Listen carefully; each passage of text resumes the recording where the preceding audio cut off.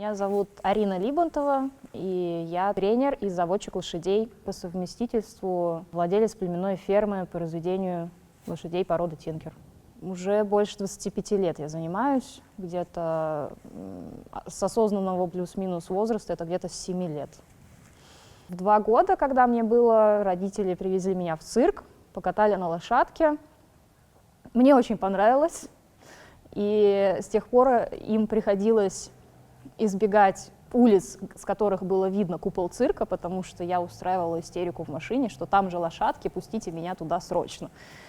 И вот с тех пор я и болею очень сильно лошадьми.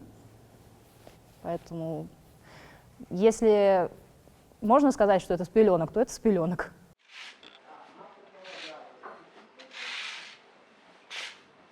Конноспортивные секции или околоспортивные секции, где учили детей просто ездить верхом на лошадях, за ними ухаживать, какой-то совсем минимальный уход. И вот там я постоянно находилась, просто все время с лошадьми. Мне было не столько важно было даже на них ездить, сколько просто проводить с ними время, общаться, постоянно контактировать как-то вот.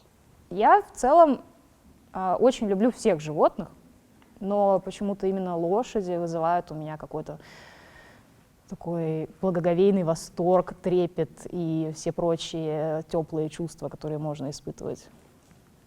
Ветеринарного образования нету, но у меня большой опыт различных ветеринарных манипуляций, которые я научилась проводить просто опытным путем.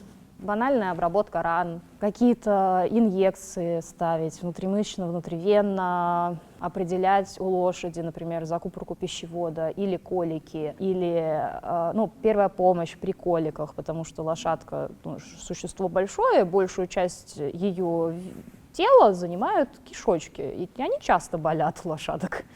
Поэтому нужно уметь быстро оказать первую помощь животному, потому что в противном случае от болей в кишечнике лошадь может пасть. То есть это смертельно, да. Специальный рацион. То есть это не просто, привычный овес с чем-то еще.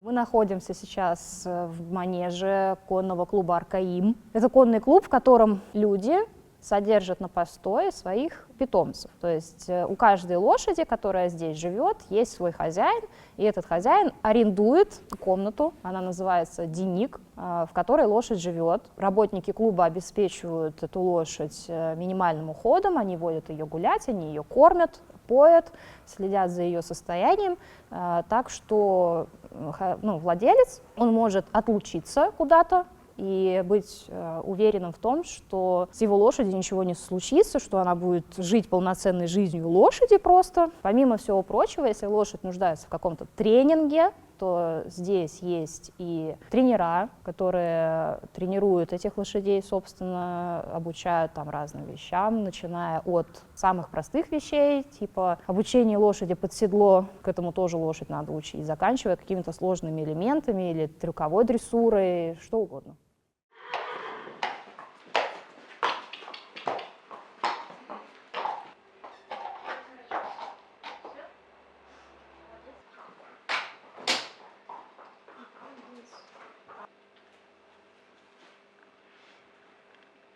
Просто много лет опыта.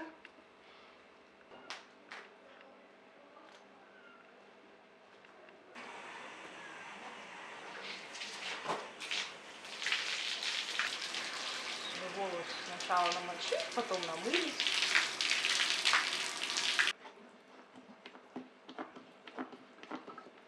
Шампуня надо много.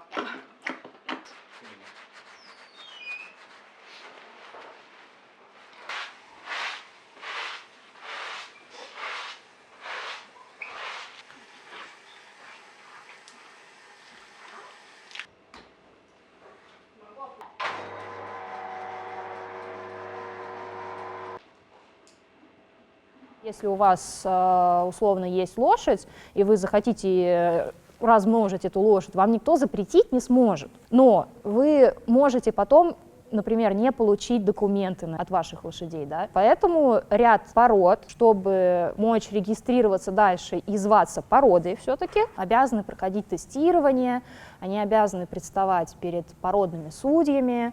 Вот в породе Тинкер, вне зависимости от родословной, есть такая процедура, как лицензирование жеребцов. Клиенты, которые захотят использовать этого жеребца для своих кобыл в разведении, были уверены в том, что он абсолютно здоров, что он не несет в себе генетических заболеваний, что семя его высокого качества. Рентгеновские снимки необходимые тоже, это наследственные различные патологии опорно-двигательного аппарата, что он их тоже не несет.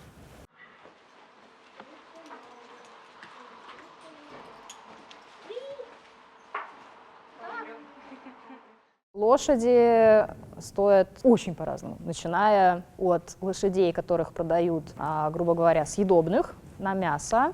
Их цена будет равна стоимости килограмму конины. Живую лошадь с мяса по весу. Вот сколько она весит, столько вы за нее заплатите. Конечная цифра, она исчисляется у некоторых пород просто какими-то феноменальными цифрами, много-много миллионов евро там, ну вот. Есть такие лошади.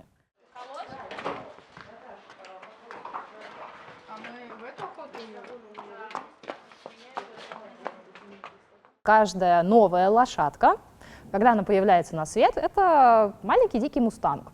Она не знает вообще, что ее одомашнили, абсолютно ничего не умеет, не любит, чтобы ее трогали люди, то есть это просто дикое животное, только что вылупившееся маленькое дикое животное. И с каждым же ребенком каждый раз происходит одна и та же процедура приручения даже. И это не меняется эволюционно. Лошадь как была лошадью, так она и остается лошадью. По факту это всегда мустанг. Если вам повезло, такая известная всем процедура импринтинга. Это, по-русски говоря, это процедура запечатления.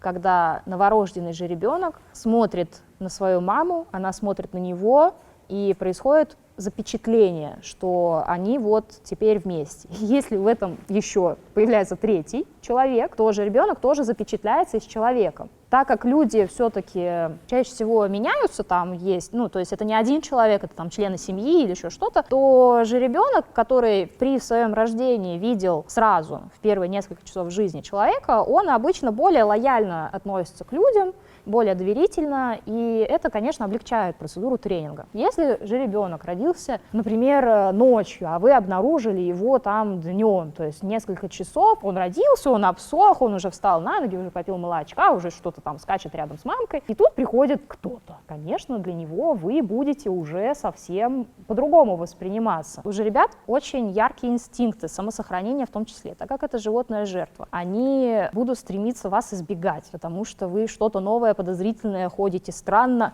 пахнете странно, и вообще вы на лошадь ни разу не похожи. Поэтому он будет от вас прятаться за маму, пытаться защищаться как-то, пинаться, там, или если вы его зажали в угол, пытаться вырваться.